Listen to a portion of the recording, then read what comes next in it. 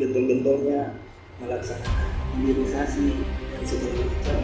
Berarti proyek ini kedua tim ini menguntungkan. Nah, untuk semua institusi harus melakukan pengawasan apa yang menjadi cita-cita menciptakan sumber daya manusia.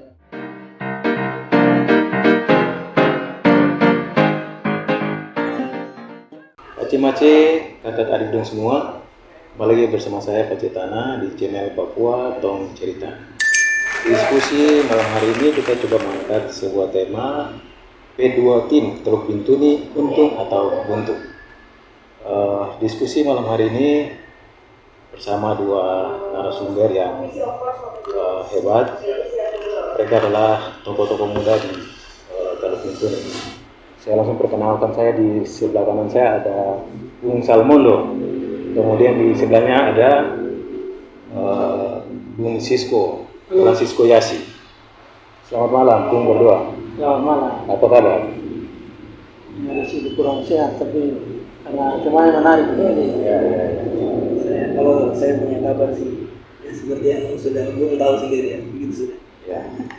Oke, terima kasih sudah luangkan waktu untuk kemudian kita berdiskusi di channel ini dengan tema yang kita angkat, P2 tim Teluk Bintuni, untung atau buntu.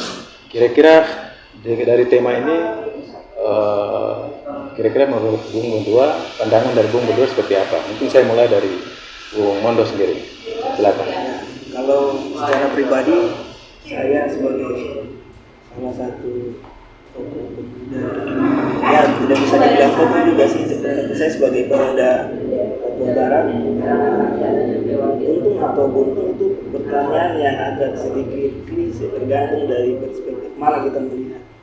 Tapi bagi saya secara pribadi, dengan situasi negara kita Indonesia yang sedang getol-getolnya melaksanakan hilirisasi dan segala macam, berarti proyek ini P2 tim ini menguntungkan bagi masyarakat Teluk Bintuni untuk bagaimana bisa menciptakan SDM yang berkualitas atau qualified di bidang industri migas itu sendiri.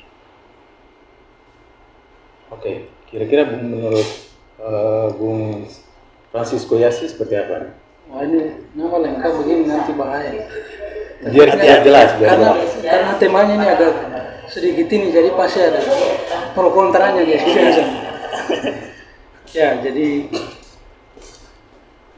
P2 tim ini menurut saya baik. Kita juga harus mengapresiasi karena ini salah satu bentuk mungkin pendidikan vokasi yang lain untuk meningkatkan skill yang sesuai dengan, kalau kita lihat dari RPJM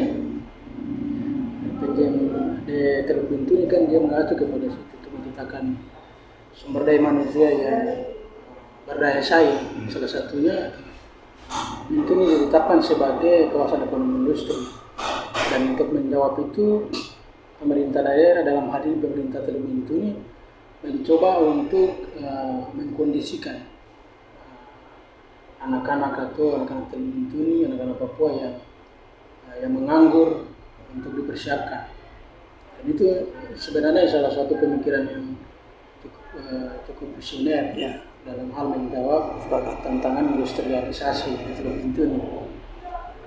Hanya proyek ini dari awal tidak disiapkan dengan artinya tidak dilakukan evaluasi, sehingga setelah dikucurkan 2017 itu dengan dana yang begitu besar, itu pemerintah agak, ya kita lihat dari sisi pelatihan saja.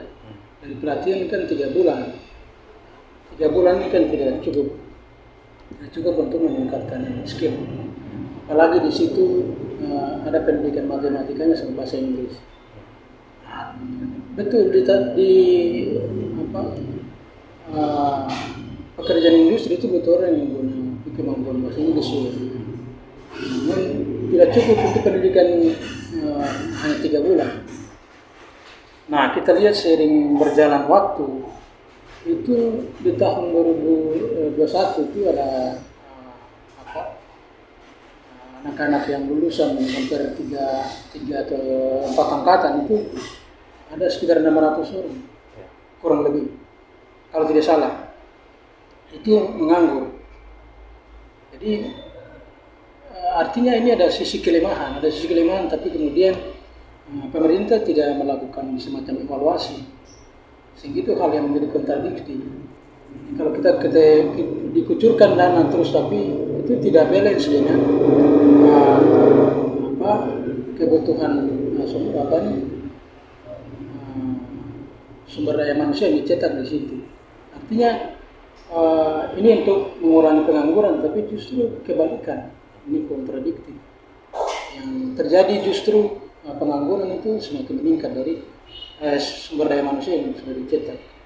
Dalam hal ini para siswa yang sudah diwisudakan, tapi itu mengalami kebuntuan, tapi pemerintah terus memberikan kucuran dana yang besar. Jadi menurut saya ini perlu dilakukan evaluasi atau dalam hal ini perlu ada semacam audit untuk memberikan evaluasi kepada kedua tim ini. Oke. Karena tema kita adalah kedua tim Teluk Bintun untung atau buntu. Mungkin yang tadi penjelasan dari kedua narasumber saya. Ya, mungkin bisa disimpulkan. Artinya ini berarti untung atau buntung ya, gitu ya? Lebih banyak yang disampaikan adalah mungkin untungnya. Kira-kira dari pendekatan ruginya atau buntunya itu seperti apa? Mungkin saya mulai dari Bung Francisco Yasi. Sebelum nanti saya pindah ke Bung Salmondo. Okay. Ya, sahabat Popotong cerita ini menarik kalau kita kembali bicara tentang buntung ya, kerugian dari kedua tim ini saya lihat dari sisi klausul kontraknya. Dalam klausul kontraknya itu kan ada beberapa item yang mengatur tentang misalkan terkait dengan pembiayaan. Pembiayaan misalkan laundry. Laundry itu kalau tidak salah per bulan terus sekitar 300-an. Itu untuk membiayai ada sekitar 100 orang siswa. Tapi kita tidak tahu persis apakah itu benar-benar siswa dari anggaran itu. Kemudian dari pengajar utama saja. Pengajar utama saja itu ada sekitar 100 juta per orang. Pengajar utama itu kita lihat kalau dalam pendidikan pelatihan atau pendidikan vokasi atau kalau kita bandingkan dengan misalkan itu sekolah di Cepu itu sangat jauh sekali dan ini tidak seimbang dengan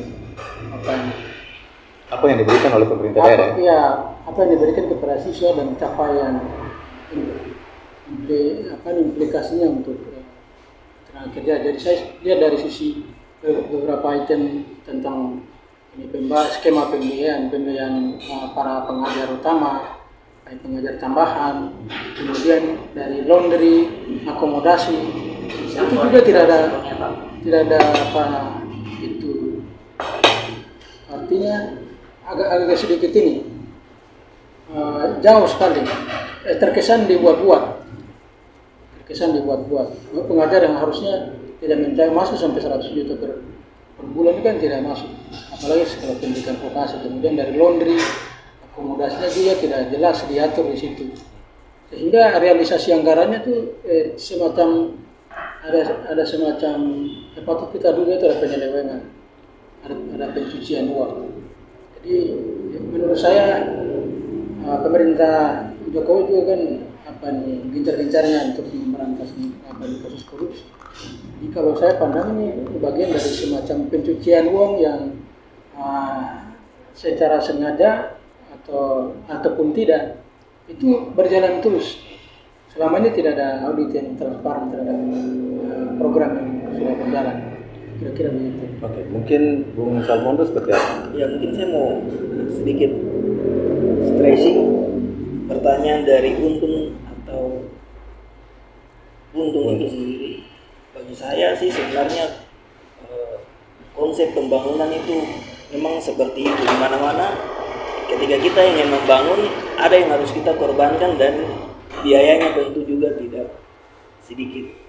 Dan konsep P2 tim ini sendiri sebenarnya kalau kita melihat dari perspektif yang lain, bahwa ini adalah suatu langkah-langkah yang sangat visioner. Memang kita akui bahwa perlu ada pembenahan yang seperti sudah disampaikan oleh Bung Sisko sendiri sudah sampaikan tadi, mengenai dari item-item pembiayaan di dalamnya untuk biaya instruktur maupun hal-hal lain yang operasional dari P2 tim itu sendiri memang harus segera dibenahi. Tetapi secara garis besar bahwa P2 tim ini hadir untuk meningkatkan skill, kemampuan dari anak-anak Bintuni, 7 suku maupun anak-anak Papua lainnya dan juga non Papua yang ada di tanah Papua.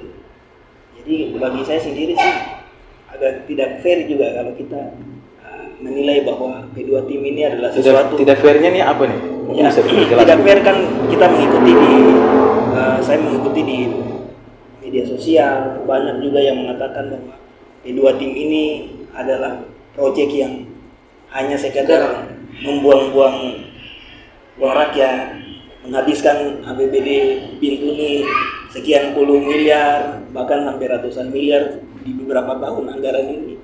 Ya, bagi saya sendiri konsep pembangunan itu seperti begitu. Memang kita butuh berkorban. Tidak ada yang sempurna di dunia ini. Kesempurnaan itu hanya milik Tuhan, dan kita kan dari waktu ke waktu semakin untuk bisa berbenah. Dan itu memang harapan kedepannya itu bahwa pemerintah daerah juga harus melakukan evaluasi secara menyeluruh. Apakah memang P2 tim ini kontraknya multi years atau seperti apa, itu pemerintah harus melakukan evaluasi juga terhadap operasi yang selama ini sudah berjalan di Teluk Bintuni P2 tim itu sendiri. Tidak, menurut saya begini. Jadi sebenarnya bukan bilang apa ini, itu bagian dari apa ini, check and balance yang dilakukan oleh masyarakat sipil itu untuk mengontrol. Karena kalau penggunaan itu dilakukan oleh swasta murni tidak apa-apa. Tapi ini kan penggunaan APBD dan notabene merupakan uang masyarakat. Wajib dipertanggungjawabkan. Jadi wajib dipertanggungjawabkan secara transparan dan akuntabel. Ya.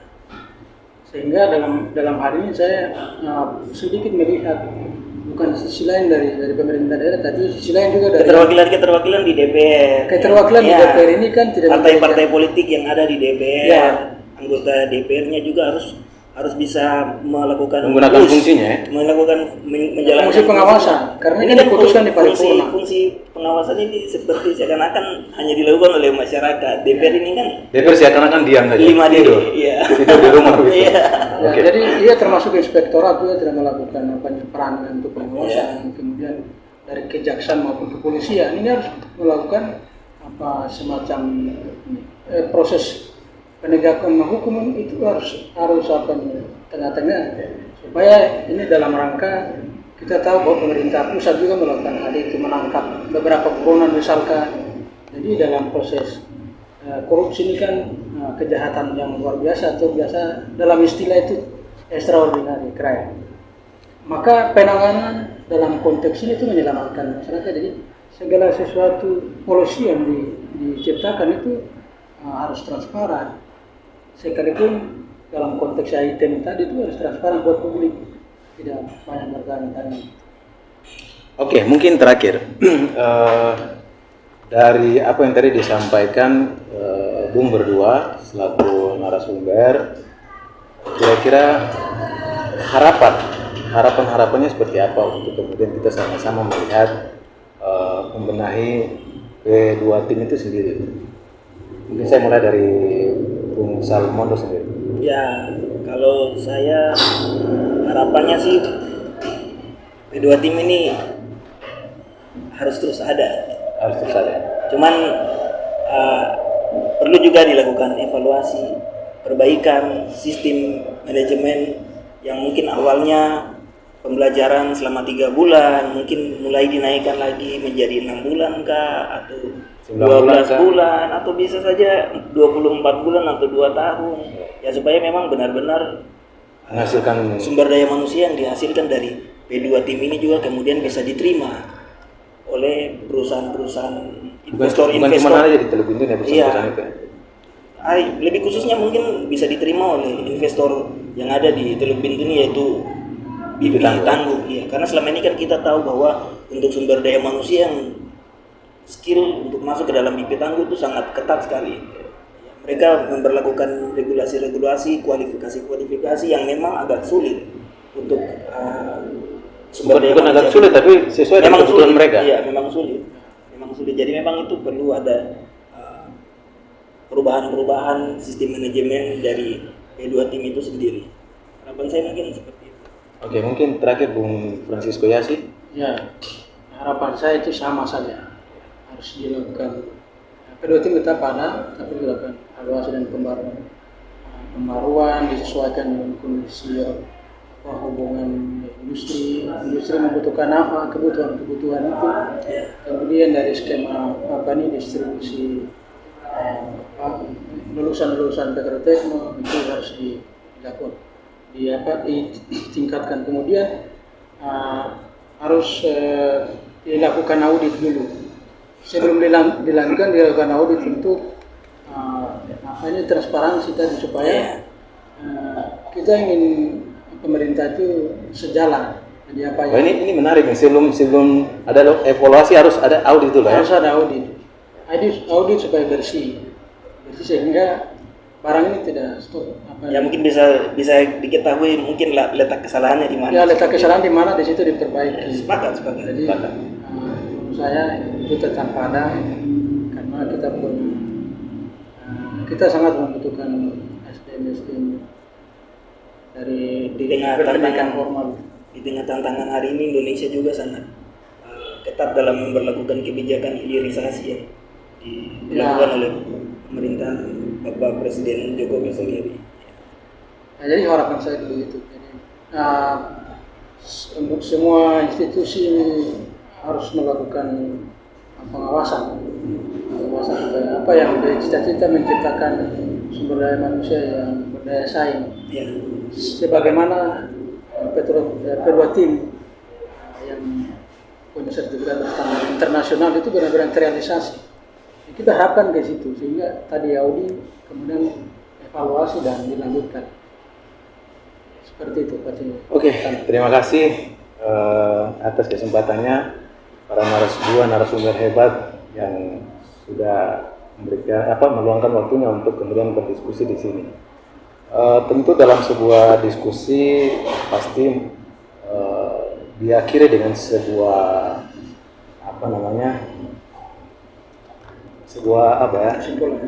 kesimpulan. Tetapi menurut saya tidak bisa menyimpulkan apa yang menjadi diskusi malam hari ini. Saya kembalikan kepada seluruh pemirsa, secara khusus masyarakat yang ada di Teluk Bintun untuk kemudian menyimpulkan apa yang menjadi diskusi kami malam hari ini.